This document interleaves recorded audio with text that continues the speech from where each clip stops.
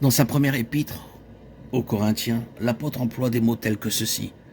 Tel est le terrestre, tels sont aussi les terrestres.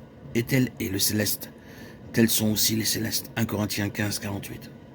Tel est le céleste, c'est là quelque chose d'établi. Quelque chose est établi comme céleste. Puis nous avons la dernière partie de la phrase. Tels sont aussi les célestes. Cela parle de conformité à quelque chose qui est céleste. Eh bien, cet héritage sur caractère céleste, qu'est-ce que c'est?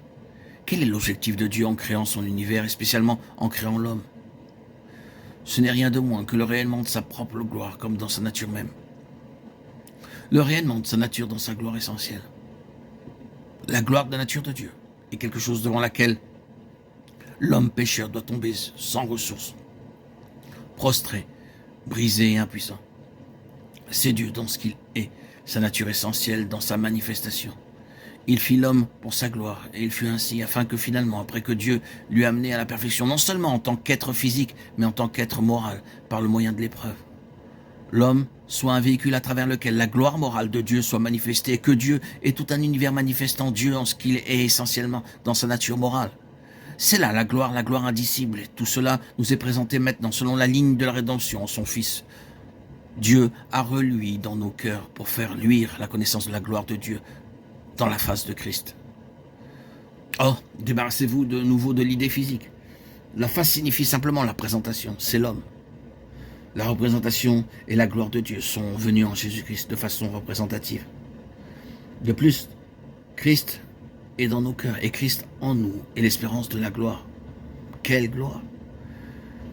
Que finalement le peuple dont Dieu s'est assuré la possession et qu'il a conformé à l'image de son Fils soit au centre de cet univers. Ce que le soleil est présentement dans les cieux.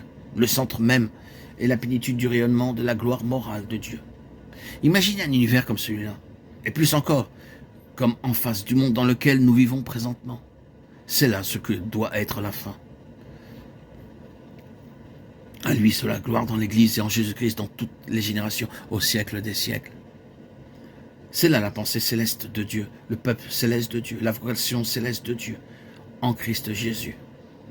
Quelle chose merveilleuse que ce caractère céleste, en tant que puissance, principe et nature. Et il nous a donné les plus grandes et les plus précieuses promesses, afin que par elles, nous devenions participants de la nature divine. Bien entendu, c'est exactement là où Satan s'est introduit avec tous les erreurs qu'il a propagées simplement en vue de transformer cette chose. Les erreurs de Satan ont toujours porté sur cette question même de la révélation, la manifestation de la nature de Dieu dans l'homme. D'une part, Satan s'est emparé de la question de la personne du Seigneur Jésus lui-même, et par ses erreurs, la filialité divine a été rendue autre que ce qu'elle est, moindre que ce qu'elle est. D'autre part, l'erreur sœur est que l'homme est divin de façon inhérente. Le but d'évolution est de la déification de l'humanité, le divin dans l'homme. C'est le but. Oh, pauvre philosophie aujourd'hui. Toutefois, laissons cela. Vous voyez toutes les erreurs que Satan a introduites concernant cette chose même. Moi, je préfère passer au large de ces écueils quand je parle de la nature de Dieu manifestée dans l'homme. Ce sera en Jésus-Christ dans l'homme, ce sera dans la mesure où nous sommes conformes à l'image du Fils de Dieu. Ce sera une gloire morale. Non pas la gloire de la divinité, nous ne serons jamais Dieu ni déifiés, non, non. La déité demeurera quelque chose en elle-même. La divinité sera jamais infiniment à part de la création. Mais la gloire morale, la nature morale de Dieu en Christ va resplendir dans l'Église à travers tous les âges, au siècle des siècles.